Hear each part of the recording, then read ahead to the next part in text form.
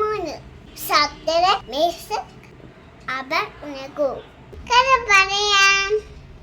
ബാബിൽ ശാസ്ത്രത്തിന്റെ കാര്യായ ലലിക്ക് ഇസ്രായേൽ മക്കളായ സത്തര മിസ് അബനഗു എന്നിവർ സുന്ദരമരം അറിവുള്ളവരും സമർത്ഥരും ആയിരുന്നു. മൂന്ന് പേരും തകർത്താൻ അസത്യ മറുതാറ്റവരും ദൈവത്തെ ജീവിക്കുന്നവരും ദൈവത്തോട് മാത്രം പ്രാർത്ഥിച്ചവരുമായിരുന്നു.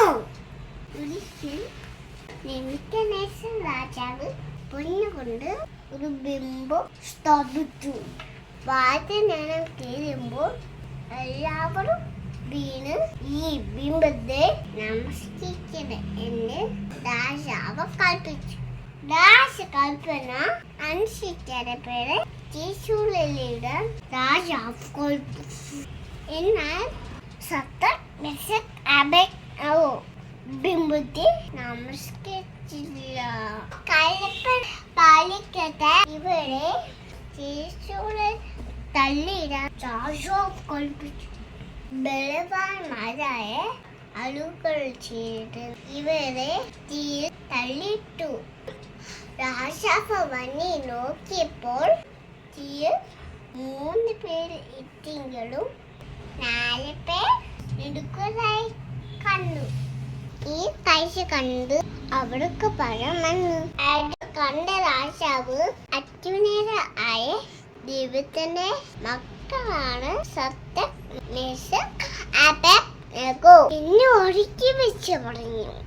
അവനെ തീയിൽ നിന്ന് പുറത്തു കൊണ്ടുവരുവാൻ കൽപ്പിച്ചു.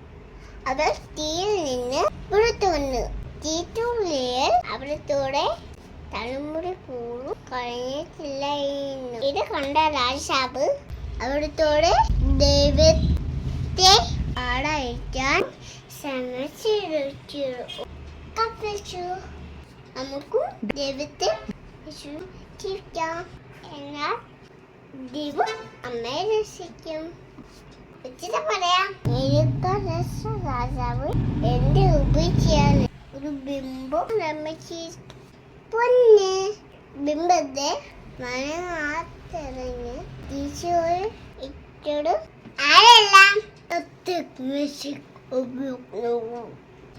സത്തർ മെസക് അബേദ്നെഗോ ഈശോയെ എത്ര പേർ നടക്കുന്നതായി രാജാവ് കണ്ടു. 4 പേർ. പാട്ട് പാടാം. സത്യത്തിൻ ദൈവം മെസക്കിൻ ദൈവം അബേദ്നെഗോവിൻ ദൈവം ജീവനുള്ള ദൈവം അടുത്തുന്ന ദൈവം എന്നും ദൈവം. വചനം പറയാം.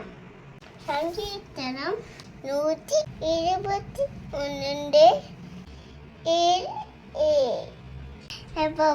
ഒരു ദിവസം എത്ര വണ്ണം നിന്നെ പരിപാലിക്കും. ഒരു ദിവസം തെറ്റാടെ വണ്ണം നിന്നെ പരിപാലിക്കും.